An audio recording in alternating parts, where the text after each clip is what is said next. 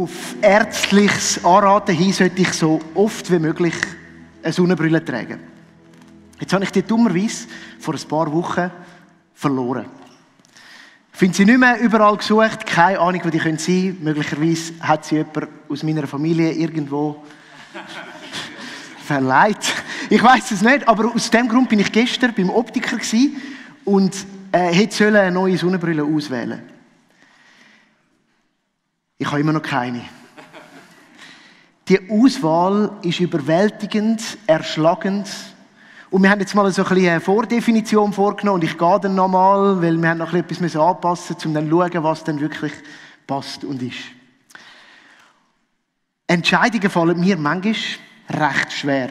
Ich weiss nicht, wie es dir geht. Bist du eher der «Ich lese zuerst alle Testbewertungen und der spricht im Internet und YouTube-Videos, die wir auch noch anschauen, Einkäufer und überlegen wir es dann noch mal 2 Wochen?» Oder bist du eher die Person, die sagt, hey, Bauchgefühl stimmt, Preis passt auch, zugeschlagen gekauft? Kannst du mal rasch für dich überlegen?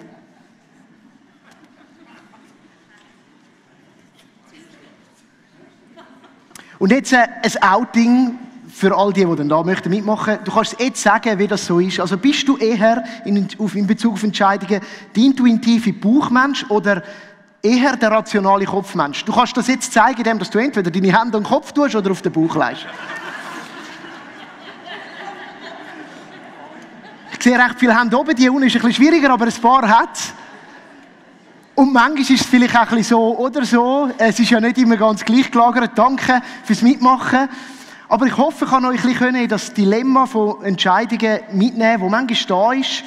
Und dann gibt es eben banalere Entscheidungen, wie vielleicht die Sonnenbrillenwahl oder eben auch manchmal viel Entscheidungen mit viel grösserer Tragweite.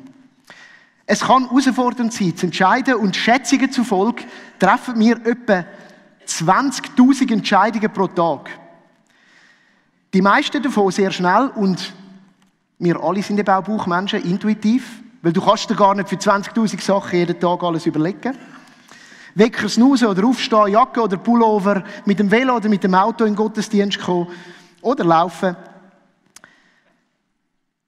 Je weitreichender die Entscheidung, desto mehr kann sie uns Kopfzerbrechen bereiten. Statistische Befragungen zeigen, dass dabei, und das habe ich gestern erfahren, eine Vielfalt an Optionen die Entscheidung nur noch viel schwerer macht. Sie hemmt uns beim Entscheiden. Und spannend ist eben auch, die Forschung sagt auch, 9 von 10 Entscheidungen sind Bauchentscheidungen. Und die eine von denen ist vielleicht nur, dass du so lange mit deinem Ratio versuchst, einen Grund zu finden, um deine Bauchentscheidung zu bestätigen. Also, das Bauchgefühl spielt eine grosse Rolle bei allen von uns, auch wenn wir uns viel den Kopf zerbrechen. Und so sagen Psychologen und Risikoforscher, wie zum Beispiel der Gerd Gigerenzer, dass es wichtig ist, dass es eine Intelligenz vom Unbewussten gibt. Und dass ein guter Entscheider nicht nur gut informiert sollte sein, sondern auch können mit seiner Intuition gut umgehen. Und die Hirnforschung stützt diese These. Man redet dabei vom emotionalen Erfahrungsgedächtnis, das wir entwickeln als Menschen. Das können wir wahrnehmen. Leider ist es nicht immer so einfach, um es dann quantifizieren oder zu sagen, das ist es, sondern es drückt sich eben aus, eher unscharf in einem guten Gefühl im Bauch. Oder indem wir vielleicht Beengung spüren, Druck auf uns. Und diese Sachen können uns durchaus Orientierung geben, wenn wir lernen, sie gut wahrzunehmen und mit ihnen umzugehen.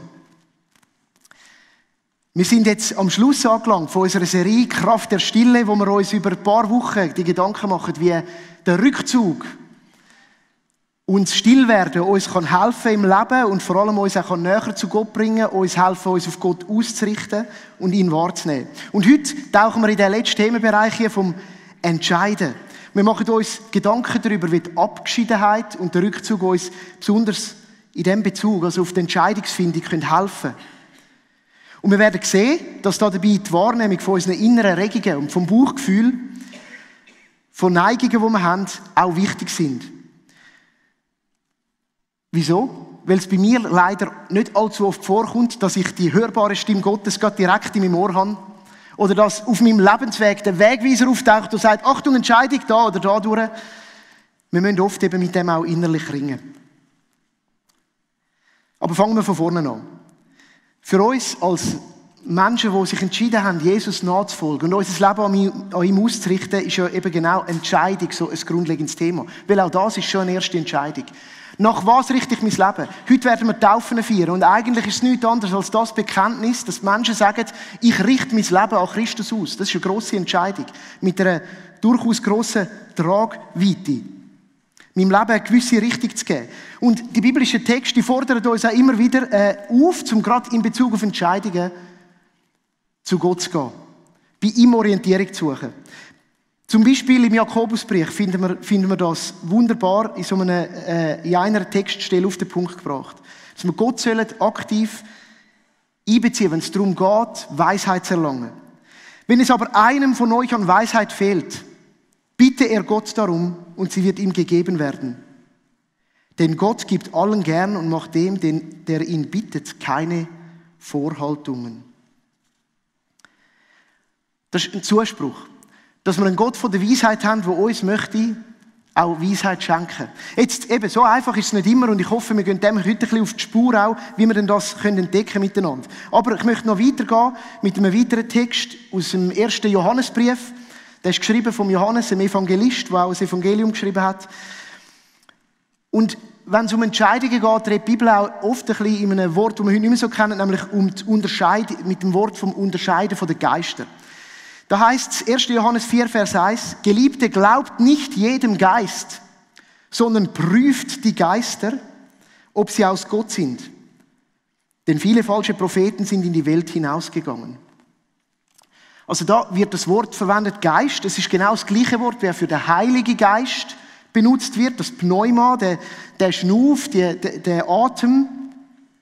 Und offensichtlich zeigt das da, es gibt eben verschiedene Geister, die uns leiten und prägen können. Nicht nur der Geist von Gott, sondern wir sollen eben prüfen, ob etwas wirklich von Gott kommt oder von anderen Geistern. Andere Regungen, andere Dynamiken, die in uns hineinschaffen. Und wir sollen das prüfen. Das Wort heisst auch beurteilen, abwägen, einordnen.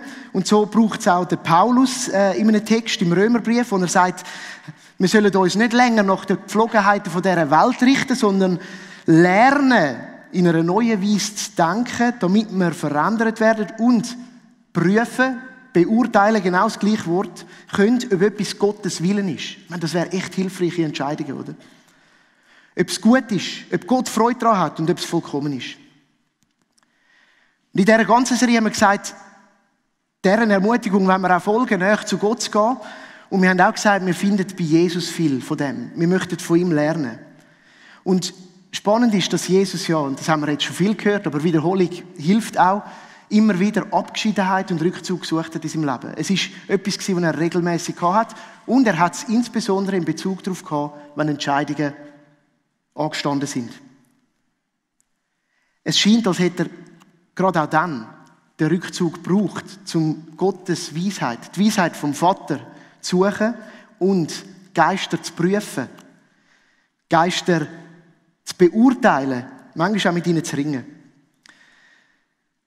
Zum Beispiel lesen wir darüber, kurz bevor er seine 12 Schüler erwählt hat, die engsten Jünger, die uns genannt werden, ist ein Moment von der Stille hervorgegangen, wo Jesus sich zurückgezogen hat. Vielleicht auch, um nochmal über dem nachsinnen. Vielleicht, um mit dem Vater reden und sagen, ist das die richtige Entscheidung?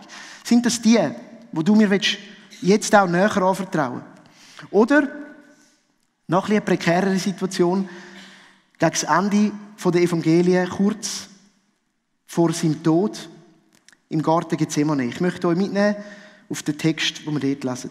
Und er, Jesus, ging hinaus und begab sich der Gewohnheit nach zum Ölberg. Es folgten ihm aber auch die Jünger. Und er zog sich ungefähr einen Steinwurf weit von ihnen zurück, von den Jüngern, und kniete nieder und betete.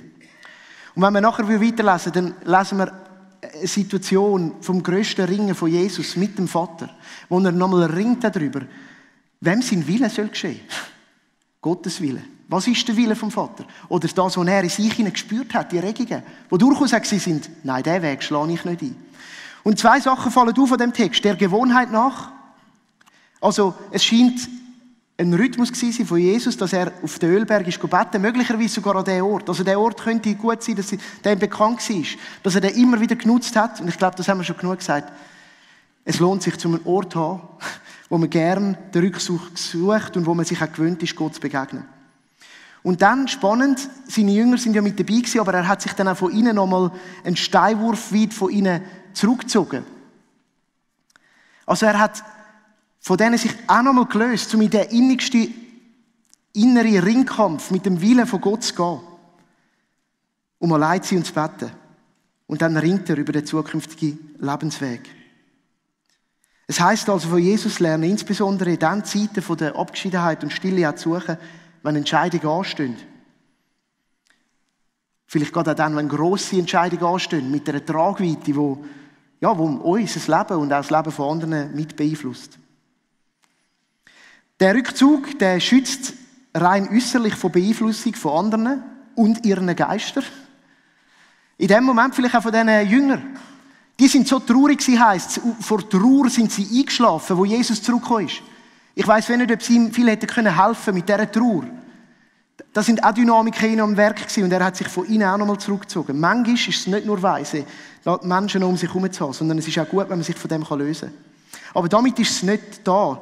Das grösste Ringen, das wir auch gerade in der Abgeschiedenheit erleben, wenn es um Entscheidungen geht und ums Ringen vom Willen, sind nicht die Stimmen, die äußerlich an uns getragen werden, sondern die Stimmen, die in unserem Kopf auftauchen. Die gibt es nämlich auch. Und die sind manchmal recht laut. Und sie vernebeln uns die Sicht und geben kein klares Bild mehr ab. Kein klarer Blick auf die Situation. Sie können sich auch konkurrieren. Und manchmal verleiten sie uns zu überstürzten und schnellen Handlungen. Und der Blick wird verschwommen. Was sind da alles für Stimmen drin? Ich möchte sie mit euch ein bisschen anschauen und ein bisschen Abstand nehmen von ihnen. Einerseits ist das unsere eigene Stimme. Die ist meistens sehr präsent. Gerade auch dann, wenn wir mal in den Rückzug gehen. Es ist die Stimme von meinen Bedürfnissen. Die Stimme von meinem Ego. Die Stimme, die mir gerade mal sagt, was jetzt die Dani, ich bräuchte und was ich jetzt halt möchte am liebsten. Es gibt aber auch die anderen Stimmen, zum Beispiel die von meiner Herkunftsfamilie. Das ist so ein bisschen die Stimme, die sagt, bis Weber, es läuft so und so. So schön, wenn ich das jetzt auch meinen Kindern immer wieder weiter sage. Aha, im Kinski läuft es so oder bei denen so, aber weißt du, bis Webers, da läuft es so und so. Die Stimmen, die werden prägend, die begleiten einen. Das sind Stimmen, die da sind, wenn man über Entscheidungen ringt. Es gibt weitere Stimmen, zum Beispiel die gesellschaftliche. Von der Welt, wo wir drin leben. Oder von der Kultur, wo wir drin aufgewachsen sind. Wo irgendwo auch sagt, was jetzt gut wäre und welches Auto jetzt schön ist und welche Sonnenbrille jetzt aktuell im Trend ist und welche nicht. Oder auch in Bezug auf andere Sachen. Das sind Anforderungen, die mich auch gestellt werden von der Gesellschaft. Die bestimmen uns auch in diesen Entscheidungen, die tönen auch drin. Und, so als letzte, wir können natürlich auch noch weiter ergänzen, die Stimme von Menschen, die uns wichtig sind. Wie Freunde, wie Begleiter, wie Vorbilder. Das sind Stimmen von denen, die wir so gut kennen, dass ihre Gedanken sogar bei uns sind, wenn sie gar nicht da sind physisch. Und man eben doch plötzlich denkt, ja, aber was denkt die Person? Oder was denkt das er oder sie oder er, wenn ich das und so mache? Und jetzt, was klar ist, die Stimmen, die sind vorhanden. Die sind da. Und die sind an sich auch nicht einfach schlecht. Und die haben wahrscheinlich sogar viel Weisheit drin. Und es gilt, sie wahrzunehmen. Und es ist nichts Falsches, dass sie da sind. Und du bist auch nicht schlecht, wenn du die hast. Sie zu erkennen und sie zu benennen, ist aber sehr hilfreich. Und genau dazu hilft eben die Stille. Und ich möchte gerne zurückerinnern an Teil 2 der Serie, wo wir die Sedimentationen hatten. Wo man plötzlich auch so in dem Sturm von dem, was alles abgeht in einem, kann klarer sehen, was da alles rum ist. Und vielleicht sind es manchmal auch so Stimmen. Sie zu erkennen und zu benennen, ist auch die Basis, um sich kritisch zu hinterfragen. Und sich auch die Frage zu stellen, ist es gut, wenn ich diesen Stimmen Folge leiste? Ein kleines Beispiel. Eben, wenn zum Beispiel die Stimme von deiner Familie dir immer gelehrt hat, dass man am besten eben nicht aneckt im Leben. Dass man besser nicht zu fest auffällt. Dann kann es sehr gut sein, dass dich die Entscheidungen, die vor dir stehen, auch prägt. Und vielleicht ist es manchmal eine positive Warnung, aber manchmal auch ein Hindernis. Die Stille kann uns helfen, aus Distanz auf die Stimme zu schauen. Der Gründer vom Jesuitenorden, der Ignatius, den Namen habt ihr vielleicht schon mal gehört, das ist ein bisschen ein Abstecher in die Kirchengeschichte, hat basierend auf diesen Text über Geisterunterscheidung, wie zum Beispiel der Text aus dem 1. Johannesbrief, in seinem Buch über die Exerzitien geschrieben, wie man gute Entscheidungen fällen kann. Exerzitien, vielleicht auch ein Wort, das ihr schon gehört habt, das heisst geistliche Übungen. Und er hat das Programm erstellt und er gesagt hat, wie können wir eben weise entscheiden, wie können wir uns auch Zeit nehmen für das und auf Gott hören. Und wir werden das jetzt da nicht können in einem Sonntag miteinander anschauen, aber so 2 Gedanken daraus möchte ich heute auch mitnehmen, die uns helfen können, gute Entscheidungen zu treffen. Und das Erste hat genau mit dem zu tun, wenn wir mit so Stimmen umgehen. Es geht nämlich darum, dass wir uns denen mal bewusst werden. Es geht darum, dass wir uns bewusst werden, insbesondere über unsere eigene Stimme, unsere unbewussten manchmal Vorlieben, die in uns drin sind und uns zu einem Urteil verleiten und in eine Richtung drängen. Und der Ignatius sagt, es ist erstens mal wichtig, dass man das erkennt und dann sich auch versucht zu lösen. Und wenn wir jetzt die Stimmen nochmal haben, hier auf dem Screen Rush, wenn das geht, die so um uns herum sind, dass wir dann irgendwie auch merken, hey, die sind da, aber sie auch ein bisschen büscheln und sagen, hey, aber ich komme jetzt selber als ich und mit meinem ganzen Sein, ich richte mich am Willen von Gott aus. Obwohl die da sind. Und der Ignatius hat dem Prinzip gesagt, indifferent werden oder gleichmütig. Indifferent, das kann auch verwirrend sein, das kann so ein bisschen gleichgültig heissen in der heutigen Zeit, so hat er das nicht verstanden. Er hat es verstanden als eine Offenheit gegenüber den verschiedenen Möglichkeiten, die nicht voreingenommen ist von dem, was in uns schon abgeht. Wahrlich mit dem ganzen Herz können von Gott kommen und sagen, Gott, ich lade dich wirklich an meine Entscheidung an. Wenn sind wir mal ehrlich, habt ihr das auch schon erlebt? Ihr wisst schon, es wäre gut, den Entscheid Gott hinzulegen, aber man weiss ja gleich, wohin der Entscheid soll gehen. Und in dem Moment sagen, ich gebe es nochmal dir hin, Gott. Ist das wirklich, was du möchtest? Nicht gleichgültig. Es ist einem nicht egal. Aber es ist so offen zu sagen, Gott, du darfst mein Leben mitbestimmen. Ich möchte erkennen, was da ist. Ich möchte loslassen, was in meinem Herzen schon alles vorbestimmt ist. Der Ignatius hat Folgendes geschrieben in seinem Buch. Darum ist es notwendig, uns allen geschaffenen Dingen gegenüber gleichmütig oder eben indifferentes zu verhalten in allem, was der Freiheit unseres freien Willens überlassen und nicht verboten ist. Also Achtung, du sollst nicht töten, du sollst nicht stehlen. Hey, du musst im Fall nicht Exerzitien machen, um dir zu überlegen, ob es richtig oder falsch ist. Es gibt vieles, das ist klar. Aber es gibt auch viele Fragen in unserem Leben, die sind nicht so klar. Und in dem hinein ratet Ignatius auch nochmal loszulassen, es Gott auszubreiten und gerade in der Stille auch einen Moment zu finden, wo man das kann und kann ihm angeben. Und zu fragen, was willst du wirklich? Das ist übrigens auch ein super Prinzip für Teamarbeit. Wie oft kommen wir in Teams zusammen und eigentlich geht es nur darum, dass wir jetzt auf dem Tisch ein Seil ziehen haben über die verschiedenen Ansichten und Meinungen und jeder am Tisch ist eigentlich schon klar darüber, in welche Richtung es gehen soll. Viel konstruktiver kann es werden, wenn wir mit einer gewissen Offenheit zusammenkommen und dann sagen, ich will offen sein für das, was Gott in diesem Meeting bewirken könnte. Ich will offen sein, in welche Richtung die Entscheidung gehen könnte. Und vielleicht gibt es ja im Herz vom Gegenüber etwas, was ganz wichtig könnte sein. Und sich zu öffnen für das und sich auch auf das einzulassen. Sich ganz für Gott zu öffnen, heisst auch, sein Herz mit allem ihm hinzugeben und das loszulassen, was vordergründig für einen selber gerade als richtig erscheint. Das ist eine Challenge. Und in dieser Haltung können wir dann Gott um Führung und Leitung in einem Entscheidungsprozess bitten. Dass er wirkt und Offenbarung schenkt. Ich habe mir im Verlauf der Jahre angeeignet, das ein bisschen einzuüben, mittels einem Bibeltext, wo ich meditiere. Wie es Salome letzte Woche gezeigt hat, wo ich in mir einziehen lasse. Und zwar ein Text aus dem Psalm 25, Verse 4 und 5. Also wenn es darum geht, zu merken, ich will jetzt eigentlich unabhängig werden von dem, was in mir ist, dann hilft mir der Psalm, ich möchte ihn euch gerne zeigen.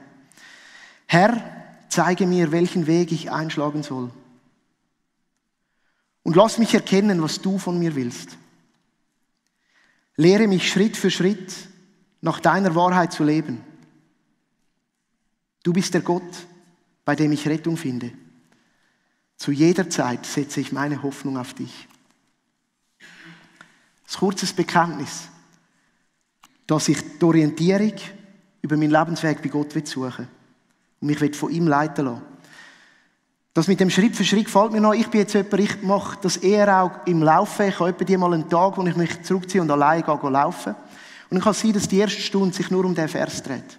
Und den innerlich mit mir tragen. Zum Versuchen, einfach mich zu öffnen und zu sagen, da ist so viel in mir. Und eigentlich wüsste ich, wo ich möchte landen am Abend. Aber ich versuche es loszulassen. Und der Vers, der hilft einem, da kann man so schön Schritt für Schritt in sich einsinken lassen. Und irgendwie geschieht etwas in einem. Man kann Distanz nehmen von seinem eigenen. Also das erste Prinzip von Ignatius und seinen geistlichen Übungen, wenn es um Entscheidung geht, ist, zu lernen, gleichmütig zu werden. Sich zu lösen vom Vorgefassten. Ein zweiter Gedanke, den ich euch heute so mitgeben möchte, der in diese Stille einwirken darf, ist das Zusammenspiel von Gefühl, Verstand und Wille. Das ist Ignatius ganz wichtig gewesen. Er hat insbesondere die Rolle der Emotionen in einem betont und gesagt, die sind entscheidend. Und das ist ein spannender Rückbezug zu meinem Einstieg und zu der Hirnforschung, die sagt, ja, die Emotionen spielen mit. Und 9 von 10 Entscheidungen sind sowieso Bauchentscheidungen, die du aufgrund von deinen Erregungen machst. Und das zu lernen, zu lesen, das ist sehr lohnenswert. Und gleichzeitig hat Ignatius auch gesagt, das Ganze soll nicht einfach ein gefühlstriebener Prozess sein, sondern Verstand und Wille müssen unbedingt reinspielen für eine reifliche Entscheidung. Das zusammenzubringen ist entscheidend. Und so möchte ich starten und kurz ein Spotlight auf die 3 Elemente, Gefühl, Verstand und Wille legen und ein paar Gedanken dazu verlieren. Bei der Wahrnehmung der Gefühle hat Ignatius vom Trost und von der Trostlosigkeit geredet, wo das in einem wecken kann, wenn man über eine Entscheidung nachsinnt. Das ist auch vielleicht ein bisschen alte Sprache für uns. Er hat damit gemeint, es geht nicht um eine oberflächliche Gefühlsregung, die du gerade hast. Jetzt bist du heute gerade schlecht aufgestanden und jetzt ist gerade jede Entscheidung sowieso unter einem schlechten Stern. Sondern es geht um tiefere Gefühle, die gerade das Nachsinnen und das Ruhigwerden über eine Entscheidung können in einem auslösen. Die Frage danach, in welche Richtung treibt mich die Entscheidung, wenn ich sie so fälle oder eben so fälle? Wächst Trost oder wächst Trostlosigkeit? Und das wahrzunehmen.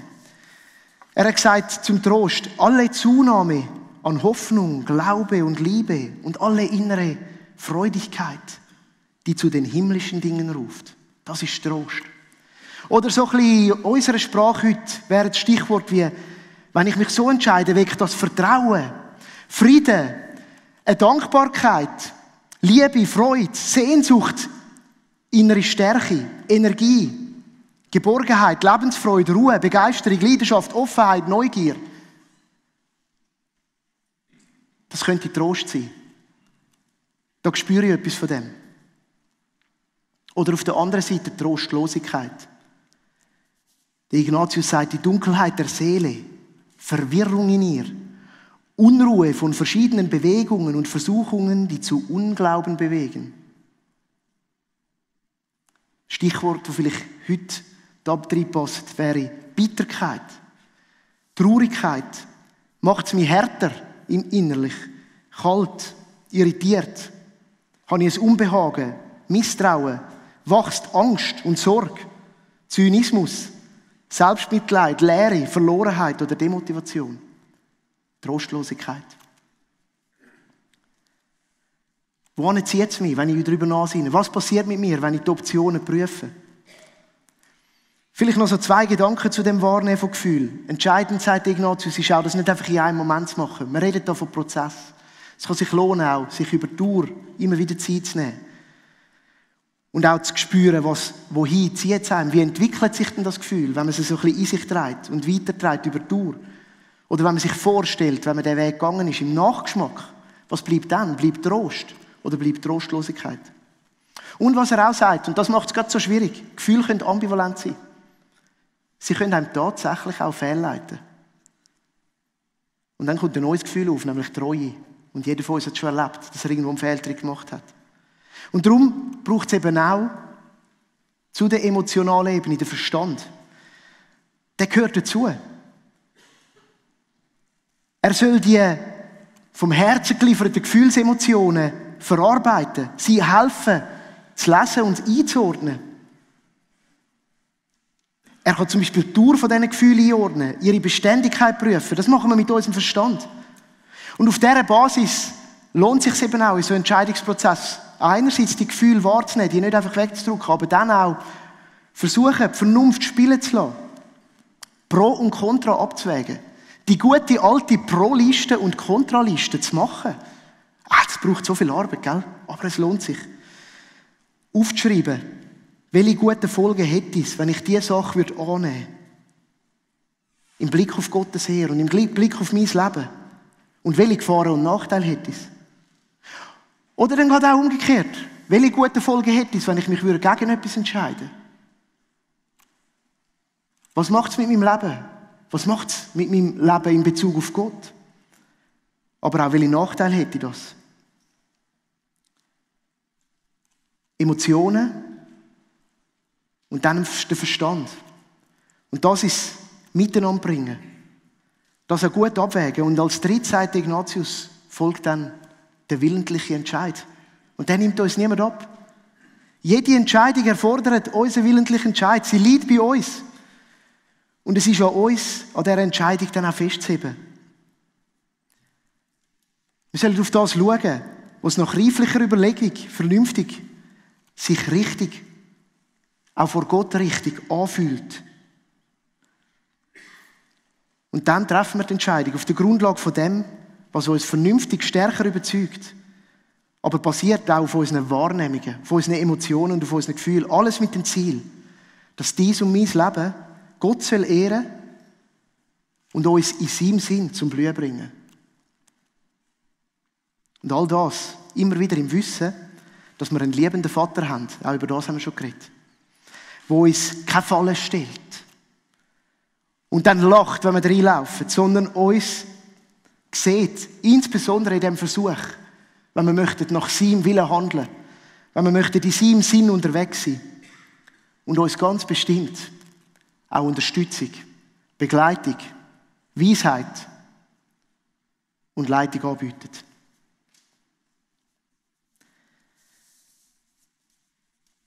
Ich tue mich manchmal schwer mit Entscheidungen. Ich weiss nicht, wie es dir geht. Zeit mit Gott und Stille ist sehr, sehr ein wichtiger Teil, wenn es darum geht, Entscheidungen zu treffen. Und ich möchte Mut machen, das zu wagen und dich vielleicht auch vom Ignatius mit inspirieren zu lassen, wenn es darum geht, unabhängig zu werden. Und insbesondere dein ganze Sein, deine inneren Gefühle, deine Emotionen und alles, was du in dir trägst, vor Gott zu bringen und dann mit deinem Verstand abzuwägen und im Licht von Gott eine gesunde und weise Entscheidung zu treffen. In dieser Serie haben wir es jedes Mal praktisch werden lassen und das wollen wir auch heute. Aber was klar ist, ist, dass wir jetzt nicht so einen ganzen Entscheidungsprozess hier zusammen machen können. Ich hoffe, dass die Gedanken inspirieren können und werden Frucht tragen. Und so möchten wir heute einfach uns auch wieder einen Moment von der Stille nehmen miteinander, wo wir uns möchten auf Gott ausrichten und so mal vor ihn kommen und uns fragen, hey, steht gerade so eine Entscheidung an? Und da sind wir wahrscheinlich auch an unterschiedlichen Punkten, bei so vielen Menschen in diesem Raum. Bei den einen von uns ist jetzt schon die ganze Predigt klar, was jetzt gerade da ist. Und bei anderen ist es so ein bisschen, ja, im Moment ist eigentlich alles in der Bahn.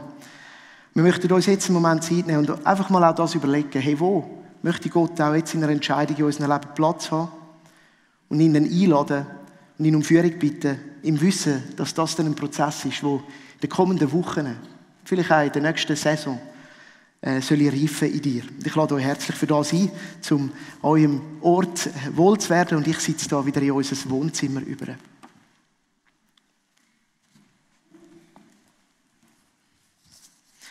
Und wie immer ist es wichtig, dass wir einfach auch bequem sitzen und uns gut spüren, versuchen uns auch zu entspannen. Weil dann können wir auch besser wahrnehmen, was alles in uns ist. Da hilft es, wenn man tief ein- und ausschnauft. Ich darf gerne die Augen zutun und innerlich zur Ruhe kommt.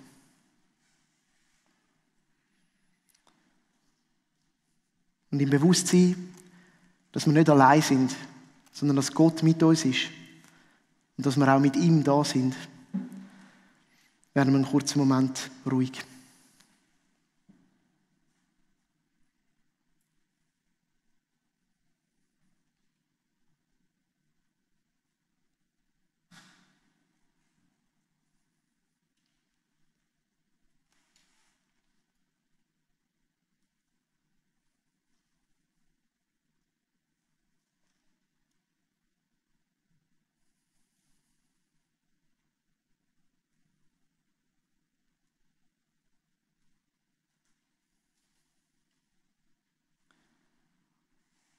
in dieser Ruhe möchten wir uns innerlich auftun und auch Gott fragen, wo gibt es etwas in unserem Leben, wo im Moment zu entscheiden ist.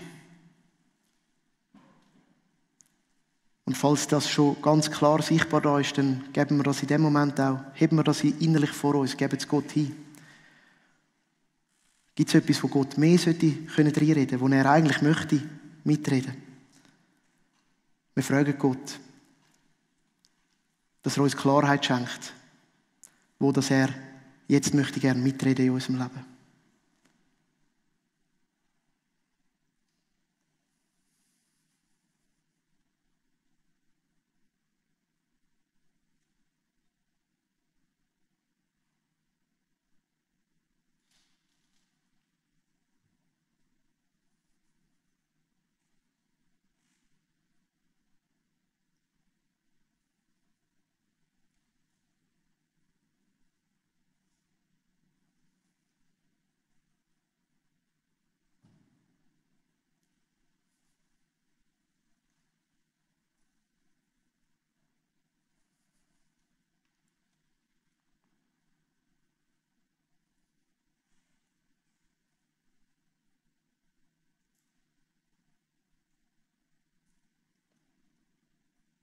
Wir heben die Entscheidung vor Gott und wir versuchen bewusst wahrzunehmen, was uns da alles beeinflussen will. Welche Stimmen in uns aufkommen, wenn es um die Entscheidung geht. Wir versuchen sie vor Gott und aus dieser Ruhe heraus auch zu unterscheiden und zu erkennen. Wir bitten ihn, uns zu zeigen, was das ist. Und in dem versuchen wir uns auch zu distanzieren von diesen Stimmen, die in uns präsent sind.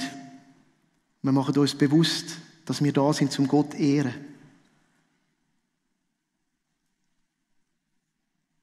Und wir bitten Gott, uns innerlich frei zu machen, indifferent zu werden, also offen für die verschiedenen Möglichkeiten. Neutral zu bleiben in diesem Prozess über dem Pro und dem Contra, sodass er auch Raum finden kann.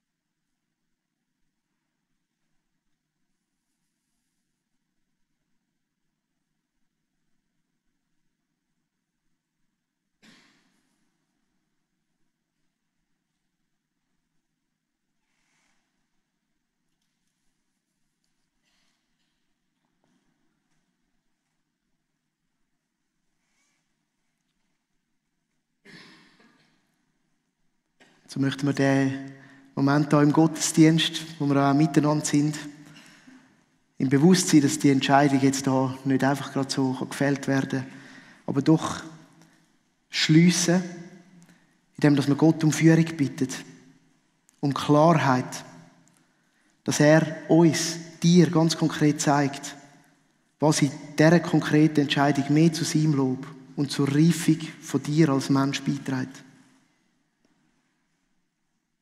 Dass du dich kannst in dieser Entscheidung mit dem Verstand und mit dem Willen an Gottes Willen ausrichten. Ich möchte das machen mit dem Psalm 25, Vers 4 und 5. Herr, zeige mir, welchen Weg ich einschlagen soll. Und lass mich erkennen, was du von mir willst. Lehre mich Schritt für Schritt nach deiner Wahrheit zu leben. Du bist der Gott, bei dem ich Rettung finde. Zu jeder Zeit setze ich meine Hoffnung auf dich.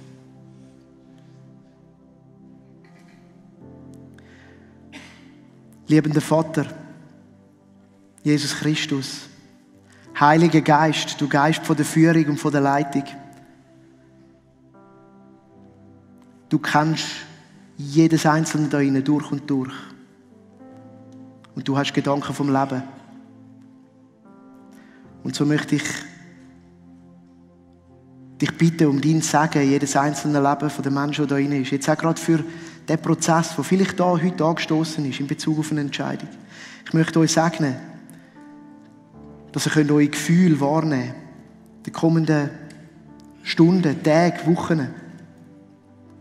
Sie offen vor Gott bewegen. Führen sie zu Trost oder Trostlosigkeit. Ich möchte euch segnen damit, dass ihr Klarheit habt im Abwägen von Pro und Contra. Dass euer Verstand geleitet sein kann. Von unserem guten Gott. Vom Geist von der Wahrheit. Vom Gott vom Leben.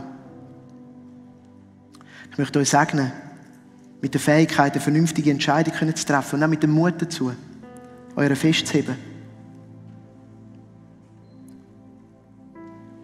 Mit der guten Wahrnehmung von den Emotionen, von der Vernunft und von all dem, was da zusammenspielen soll.